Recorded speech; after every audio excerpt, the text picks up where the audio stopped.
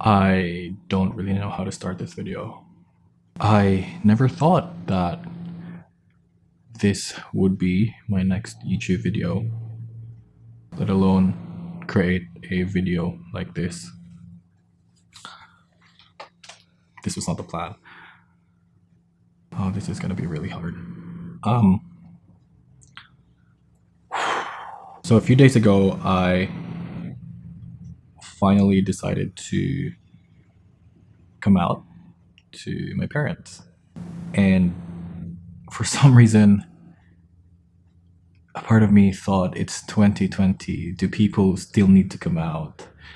We're living in the 20th century and we don't have to come out, do we?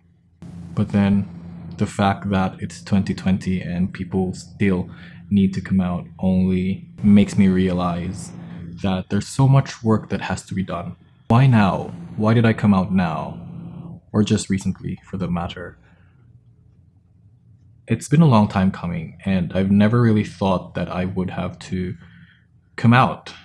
And I'll tell you why in a bit, but I just got tired of making excuses for who I am. And so I realized, just tell the whole world and just tell my parents that I'm gay.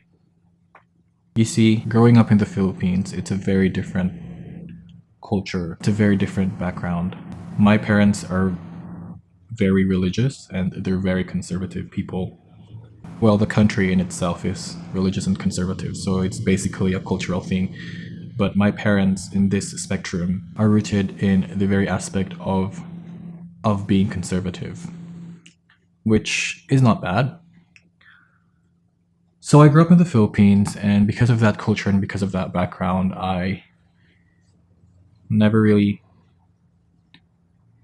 knew that I was gay. I knew I was different, but I didn't realize that it was called being gay. Growing up as a child, I've always been a feminine child. And for some particular reason, because I grew up in a household and because I was different, I felt like my parents tried to change me. Oh my god, this is really hard. Growing up as a child, people didn't know what it was like, or people didn't have a concept of what a gay person is like, because in the Philippines, being gay means you work in a salon, or being gay means you're a pageant designer, or you're a makeup artist and you dress people's hair, which is fairly good. If you say you're gay, or if you say you're not straight, or if you act like it, then there's a stigma that you're unsuccessful in life and you live poor, and it's just a very sad stigma, which to a degree is also real, but should not be generalized. I grew up in a society where it's just bad to be gay, and that is difficult because I really think that in countries like the Philippines, there is a double standard to being gay. It's like if you're gay, but you're in show business and you're rich and you're influential, you're making people laugh through comedy. A great example would be a very huge personality in the Philippines. I'm sure if you're Filipino, I'm sure you know who I'm talking about. And he's accepted. He's reveled. People look up to him because he has a platform. But for the rest of us who just want to live a normal life but are gay, we're not accepted back in the Philippines. Mostly not accepted. And when I say not accepted, it means people stare at you, people look at you differently, and people have judgments about you based on cultural stigma. And growing up with that culture, I just felt like it was so difficult that I had to go through a journey of really trying to discover myself. And when people go through the journey of discovering themselves, they hurt themselves and they hurt other people. So it's a learning process. It was difficult. I felt like a part of me was suppressed, and I felt like a part of me didn't belong. And I had this thought in my mind that I had to break down over the past few days when I came out a few days ago. A thought that resurfaced so many childhood issues and so many childhood traumas that I thought I was healed from when I went through help. See, to me, I couldn't reconcile the fact that I grew up in a religious home, but at the same time, the environment inside my home tried to suppress who I was and tried to change me to be what society tells or claims what a guy should act like. When I was younger, I remembered I was encouraged to play basketball because in the Philippines, you're a guy if you play basketball. I was brought to a boys' camp, boys' religious camp, where I would mingle with all the boys. I was encouraged, I was pushed, if I should say, to do sports. And these are just not sports that, you play with an instrument, but these are like physical, aggressive sports like taekwondo and karate. And although now I still love sports, like I do, I'm an active person. I'm falling deeply in love with CrossFit, and I really love that sport. That is the sport that's for me, but that's a different story. I just really grew up in a home where society is the model for what a guy should be, or a masculine man should be. And throughout the past days of just looking through myself and just thinking through, I realized that really fucked me up a lot. I couldn't reconcile the fact that I grew up in a religious home, in a spiritual home where the church is supposed to tell you you're accepted, but somehow I was conformed and I was changed to be something that I'm not. Over the years of growing up, it built up in me that I didn't even know that it built up in me. I went to a Christian school, I went to a Christian church, and somehow it just didn't work.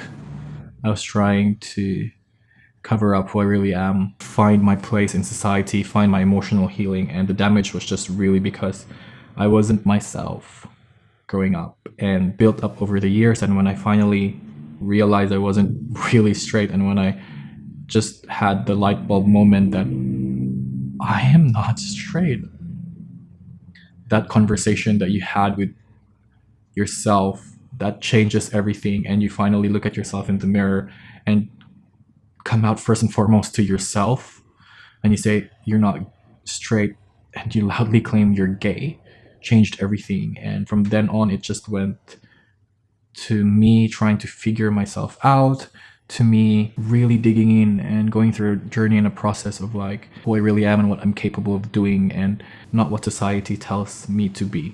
I remember 3 years ago, I think, before I moved to Australia, I called a friend of mine, and she was very amazing. She's one of my bestest friends back in the Phils.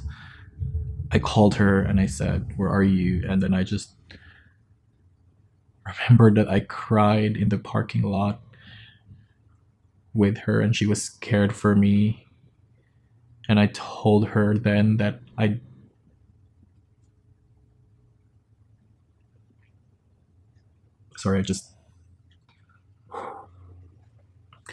told her then that I couldn't do it anymore. I couldn't. I just want to be free. I just want to start over. And I started telling her that I just don't know what to do. Like, I don't want to live anymore. And I really went through that. A part of it was my quarter life crisis, and a part of it was just really living a life with no restrictions and living a life that you're in a place, an environment without prejudices. And I reached my point, my boiling point, my breaking point.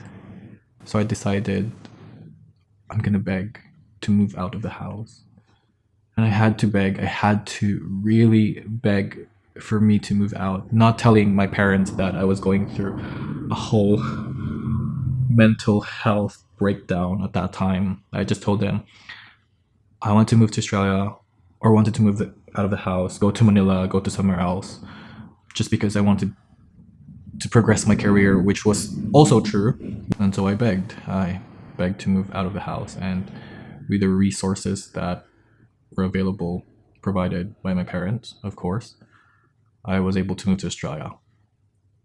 And from then on, it has been such a journey to figuring myself out. Beautiful journey. I went through counseling sessions and therapy. Here in Australia, we do have available services on the phone that you can just call them, or if you want to set an appointment, you can just talk to them about anything if you're struggling with mental health issues or if you're struggling with everything. Throughout this whole journey, I just really built my confidence to accept myself and to be able to bring myself to a place where I know I'm going to be happy, to be able to push myself and just carry myself to a position where I am comfortable with who I am. I am in a great relationship with myself. Because if you're not in a great relationship with yourself, then you can't be in a great relationship with other people. When I came out a few days ago, and it took me a few days to just speak to you guys and just put this out there because I needed time to really assess myself and just dig in myself. So when I came out, I didn't expect that the results would be like that. You know, in the past, if I play the scene of me coming out in my head, I would always think, oh, it's gonna go bad. I'm pretty sure it's gonna go bad.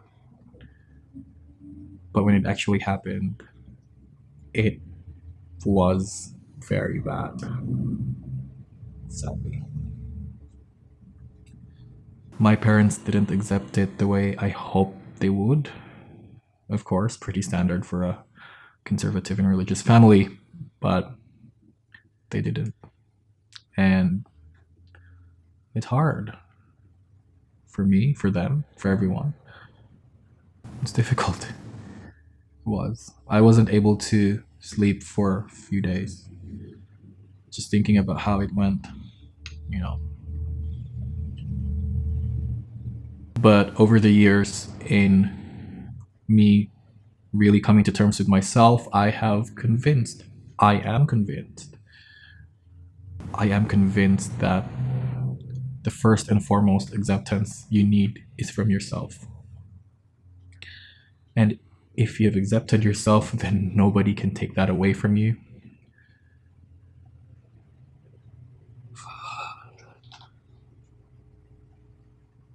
And although my parents are not agreeing to it as of the moment, because I believe that it's also a journey for them as it was for me, I am in a really secure place. I feel like my grounding is strong. And at the end of the day, I'm happy because nobody's breathing down my neck anymore. My friends, they've always known back in the Philippines. They knew I didn't have to hide anything to them. Here in Australia, when I moved here, I promised myself that I was gonna be me and I was gonna be the best version of me, and that includes being gay, and everyone knew. Everyone in the office knew. They love it. They're super happy. Everyone in the gym that I go to, they know, and everyone's happy. But I did try to hide it to my parents. And the reason why I did that was because a huge part of me wants to protect them from all the pain and all the hurt. And most especially that my parents are a part of this huge charismatic community group. And you just can't control how people would react to them, and people would probably react differently when they knew that they have a gay son. So it was basically that really hindered me to tell them, you know, if you're in the same position as I was or I am, I think that the greatest thing I could tell you right now is to just go through the process of learning to love yourself first. I went through that. Love every bit of you, like learn, explore, and just love every single bit of you, because when the time comes that your identity gets challenged, your grounding is you loving yourself. When I came out a few days ago, I just really promised myself I'm gonna breathe through this, I'm gonna meditate. And I took the afternoon off one day, and I'm so thankful that the people in the office are so amazing. They're really great people. I have great managers and great directors that they've been very supportive about this whole situation I am in. As they take the day off, they supported me, and I said I needed to just breathe and took the time to meditate. And meditation really helps. But it's in those quiet times and in those times of self-searching that you actually figure yourself out and actually build a solid ground and foundation of loving yourself. You know, we oftentimes hear this quote, love yourself, yay. But we never really understand the depth of it because it's a journey. Go through the healing motions. And it's painful, it's emotional, it's a mess. It was. I mean, who would have ever thought that 2020 would be this crazy? We have a pandemic and everything else, and here I am coming out. And it's just really an emotional, huge emotional stress factor. The second thing that I would say to you, if you're going through the same thing I am or I was, and you're still not crossing the bridge, I'm not saying I've crossed the bridge, but it's also a journey for me, even up until now, is to take time and be patient with yourself. You don't have to feel the pressure of coming out because people around you are coming out or people have pressured you to come out. Coming out is something nobody can take away from you. Coming out is something that nobody should put pressure on someone. It's for you. I reached a point where I just got tired of making excuses. You also have to remember that when you're coming out, your parents come out too. They come out of a social structure and a stigma that culture and society has placed them in. And it might take a day, it might take 5 days, it might take a year, more than years for them to wrap their hand around the situation. But understand that there is no handbook to how to raise a gay child. There is no written memoir to teach our parents, teach future parents the ABCs or the 1, 2, 3s of how you should be raising your gay child. For us, we really can't blame our parents if they tried to change us. I really had to went through that. I really had to find peace within myself with that, because your parents are not what society tells them to be as well. So what really freed me and my bitterness and my resentment and my anger, because I was feeling all this the past 2 days when I was just trying to reconnect within myself. I was feeling so many emotions, and these were not good emotions because these were emotions that I felt when I was young, and everything was just like connected. It was just like a surge of emotions. And what freed me really was the thought that I have to first and foremost forgive myself. Forgive myself for a lot of things. Forgive myself for feeling everything that I'm not supposed to be feeling.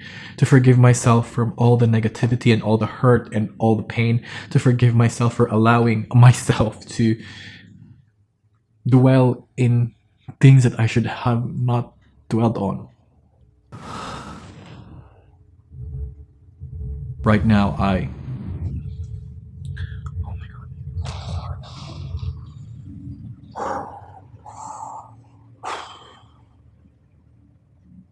At this very moment, if you ask me if I know if my parents will come around, or I don't know. I just don't know. I don't know what the future will hold. But here's what I do know. If they come around or not, I will still be here for them. That if they come around or not, I am happy where I am in life. I am happy with myself. That if they come around or not, it doesn't change the fact that I'm walking with them through this. Forgiveness, first and foremost, is a decision. And then it's a journey. Same is true with acceptance. Acceptance is first and foremost a decision. And then it's a journey. You know, if you're straight or you're gay, if you're young or you're old, and if you're watching this video, I just want to share that our job is not to judge people. Our job is to love. And this world would be such a better place if we just learn to love each other, regardless of our differences. How do I feel? I feel blessed. I feel for the first time in a very long time like I can actually breathe air fully. I just feel so alive. And the past 2 days was really intense and really rough mentally and emotionally, but I just want to thank each and every one of you who has reached out, who has called me, who has emailed me, who sent me texts, who sent me DMs. I was just so overwhelmed in a great way with all the responses and the messages that you have shared to me. People at work, my friends, people at the gym, and it's been such an amazing support community that I have experienced from you guys. I just really want to thank you. I feel really blessed to have heard from you throughout the whole situation.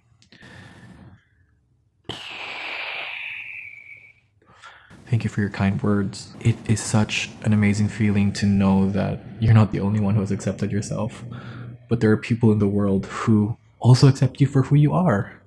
And they celebrate it, they celebrate you. It just compensates so much. Oh my god.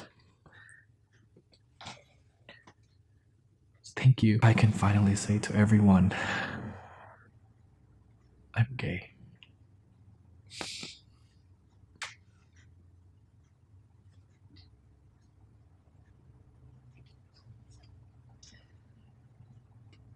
After everything that I've been through the past days, I feel amazing. And I feel like I'm ready to conquer the world. So let's conquer the world. One beautiful rainbow step at a time. I do appreciate you taking time to watch this video, and I will hopefully see you in the next one. Keep your gold shining. Bye.